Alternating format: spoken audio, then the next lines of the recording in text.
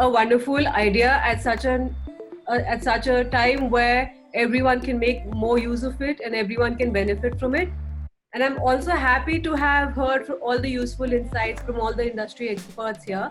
However, while everyone was talking, I was making a few points which I thought I shouldn't repeat what has already been said, but a little bit of my input on some pointers that were already mentioned in this conversation was that sanitization, of course, it's best to stay positive.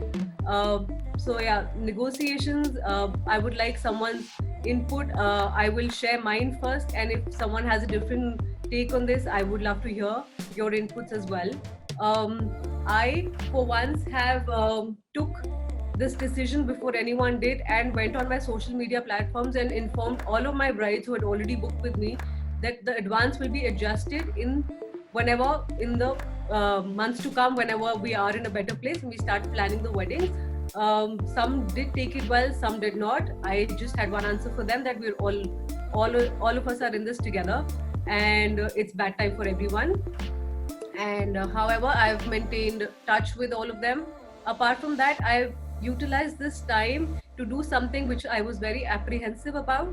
I started doing a lot of video tutorials online. I see a lot of my upcoming brides liking and sharing that we like this and we would want you to do such kind of a look. Can't wait to get makeup done from you on the wedding day. Can't wait to get married. So that's an interesting way to keep in touch, and also it's one thing that I really was apprehensive about. So I kind of pushed myself to it.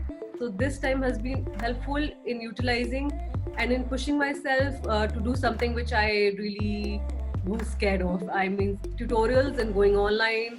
Often I was a ghost on social media, and I understand all of us know that at this time the main thing is social media to boost our business.